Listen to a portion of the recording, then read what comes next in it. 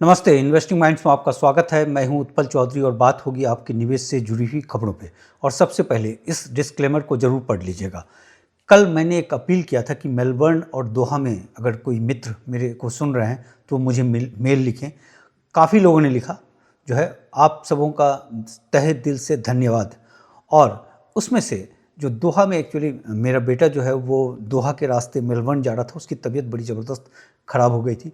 तो फिर उसमें से असित मोरे साहब को मैंने संपर्क किया, उन्होंने गज़ब का उसने मदद किया भाई, अद्भुत। मोरे साहब आपका बहुत बहुत धन्यवाद। जिस तरीके से जो कनेक्शन दिखा आप लोगों से, उसके लिए मैं बहुत उसके लिए कोई शब्द नहीं है। और असित मोरे साहब आपका बहुत बहुत धन्यवाद तहे दिल से। अब बात करते हैं हम लोग सिल्वर को लेकर। देखिए, सिल्वर, गोल्ड और शेयर बाज़ार। सिल्वर में बहुत ज़बरदस्त तेज़ी कल देखी गई। जो कॉमिक्स में जो बंद हुआ था कामकाज, जिस तरीके से शॉर्ट पोजीशन और तमाम चीज़ों को लेकर, लेकिन कोई असर नहीं हुआ। क्योंकि इसके पहले भी सेम सिचुएशन जो है वो अगर आप नवंबर में देखें उस समय भी हुआ था, या फिर अक्टूबर वाले या दिसंबर वाले एक्सपायरी के समय भी देखा गया था। वही चीज़ इस बार भी देखा गया, लेकिन कहानी दूसरे दिन पलट गई पूरी तरीके से। और सिल्वर जो है एकदम उछाल मारता हुआ, मतलब 7% के आसपास का उछाल मारता हुआ 7.59 93.72 पे जाकर पहुंच गया। जो है इंडियन करेंसी में देखें तो 2,91,000 पे, जो है जीएसटी को छोड़कर, तो इस जगह पे जाकर पहुंच गया है।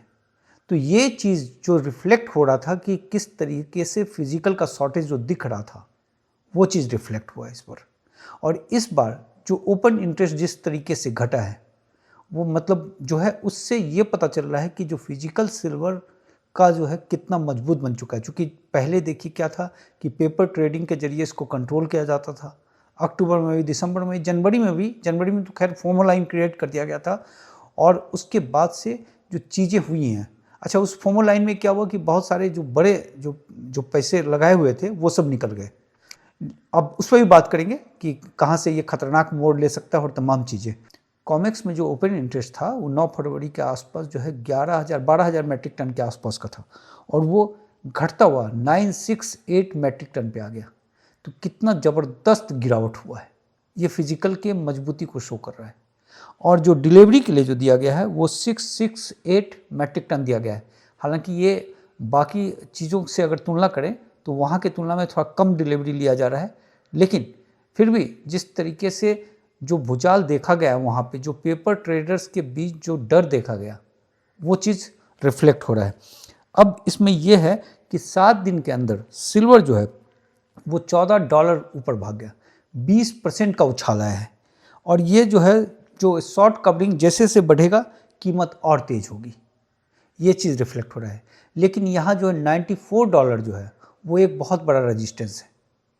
अगर उसको तोड़ता है तो फिर 96 जो कप एंड हैंडल पैटर्न टूटा था वो वाला मुहिम देखा जा सकता है। लेकिन अब यहाँ जो हम लोग जो छोटे इन्वेस्टर्स जो होते हैं उसके लिए ये लक्ष्मण रेखा है, यह ध्यान रखिएगा। 94 लक्ष्मण रेखा पहला, 96 लक्ष्मण रेखा दूसरा। अब 96 के बाद किस तरीके से आता है, अगर देखिए बहुत स्मूथली ये चलता है।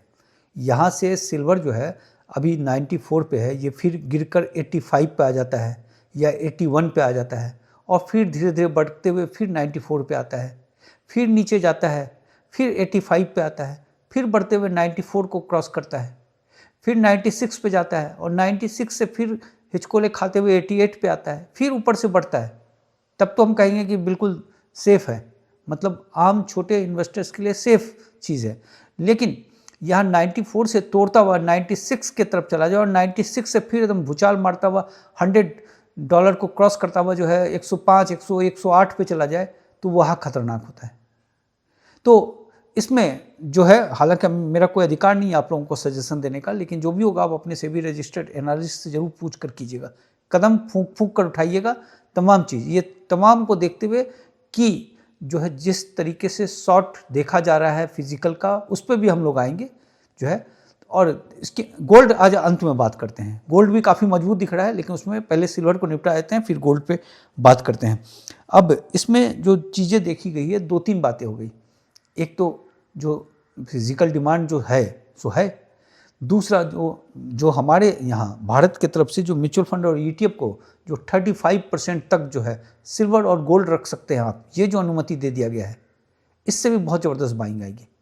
क्योंकि ये चीज़ देखा गया था कि गोल्ड ईटीएफ और सिल्वर ईटीएफ में भले जनवरी माह में बहुत अच्छा पैसा आया, लेकिन अब पूरे वर्ल्ड का अगर देखते हैं तो वो 0.5% के आसपास है, उससे भी कम है। अगर ये बात कही जा रही है कि अगर 1% हो जाएगा तो इसमें बड़ी ज़बरदस्त तेज़ी आ जाएगी।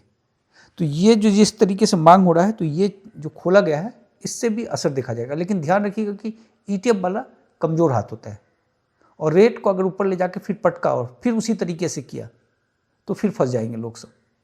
तो इसलिए सावधानी पूर्वक कदम उठाइएगा। जो भी सवाल उठा रहे थे मेरे 2030 के बयान पे, उन सब का जवाब भी है ये जो है। और ये चीज़ देखिए, ऐसा रहता है मार्केट जो होता है, मार्केट गिरता है, गिरकर चढ़ता है, ऊपर चढ़ता है, इसी तरीके से होता है बाजार। उसमें धैर्य नहीं खोने का। जो आप लोग जो धैर्य खो जाते हो वो चीज़ गलत है। जो हम इसमें कह रहे हैं कि 3 बातें हरदम ध्यान रखिएगा, अपने सेबी रजिस्टर्ड एनालिस्ट से भी पूछ लीजिएगा, जिससे भी है उससे आप कंसल्ट करके, कि आपके पोर्टफोलियो का एक कम साइज होना चाहिए। जो 20% की बात कही जा रही थी, अब गवर्नमेंट तो 35% कर दिया। खैर वो तो अलग इशू है, उसमें ईटीएफ वाला। और दूसरी बात कि आपका वही पैसा लगना चाहिए जिसकी आपको ज़रूरत नहीं है लंबे समय तक।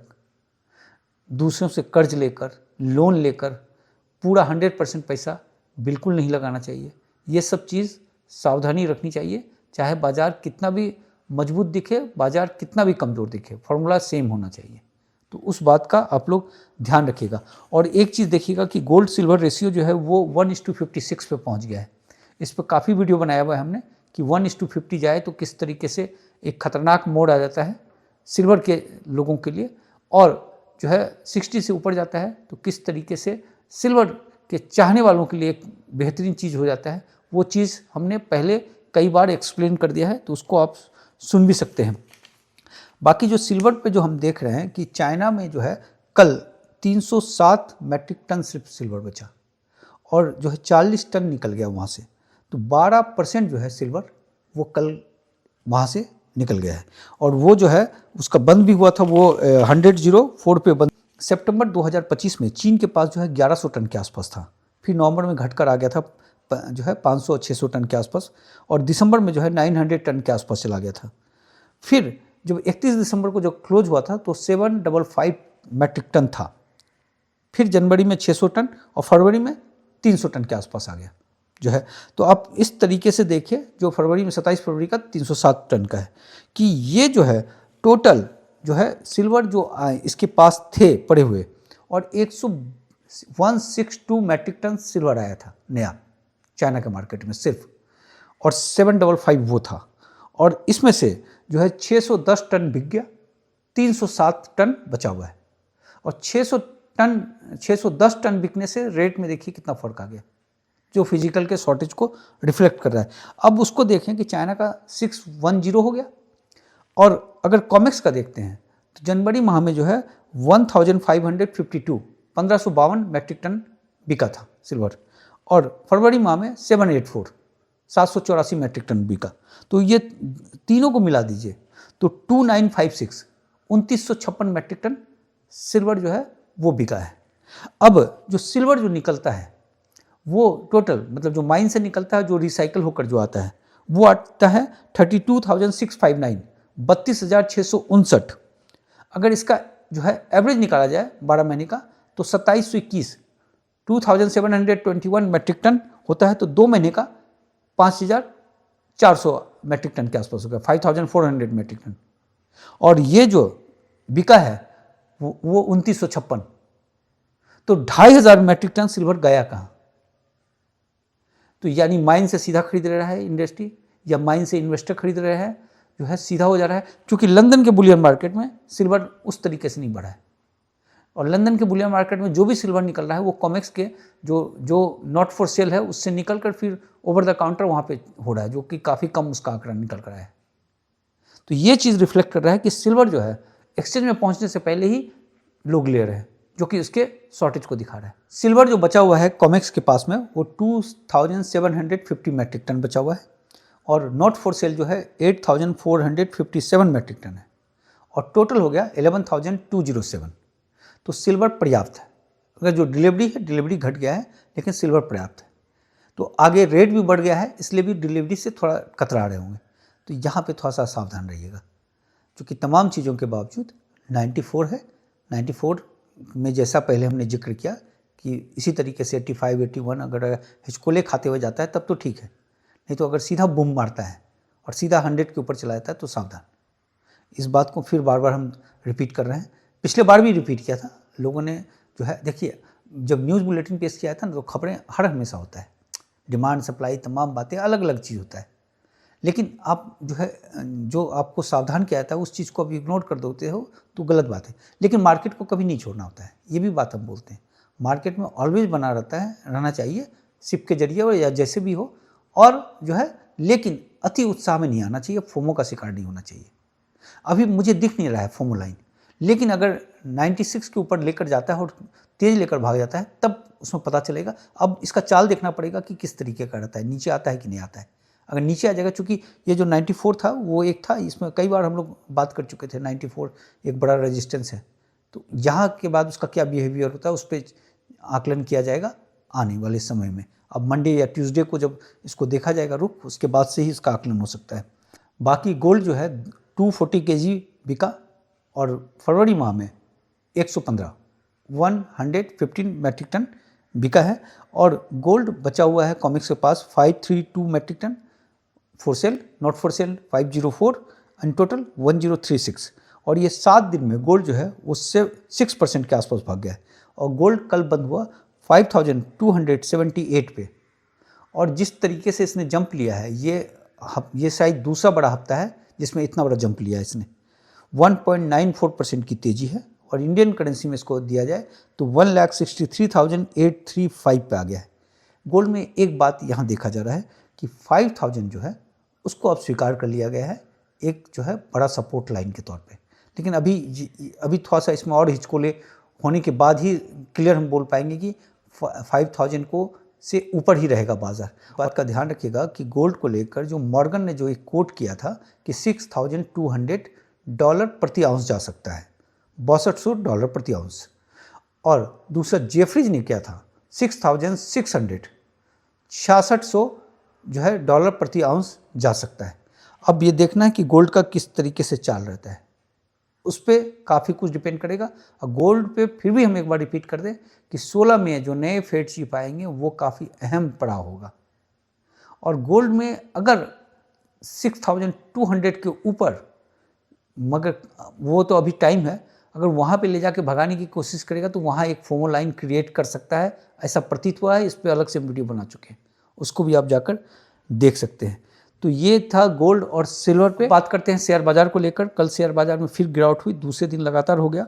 25,178 पर बंद हुआ। ये 25,200 वाला जो था उससे नीचे चला गया। तो यहाँ से वीकनेस रिफ्लेक्ट हो सकता है शेयर बाजार में। अब कुछ भी हो सकता है, लेकिन अब यहाँ वीकनेस दिख रहा है। 1.25% की नरमी थी और सेंसेक्स जो है वो 961 पॉइंट्स नीचे गिरा। 1.17% की नरमी देखी गई। मिड कैप स्मॉल कैप में जो है 1% से ज़्यादा गिरावट देखी गई। PSU में 0.70% और निफ्टी IT में जो है 0.16% की तेज़ी थी। FIs ने जमकर बेचा है कल माल। जो गिरने की वजह जो है ग्लोबल क्यूज़ बताया जा रहा है और जियोपॉलिटिकल सिचुएशन को बताया जा रहा है।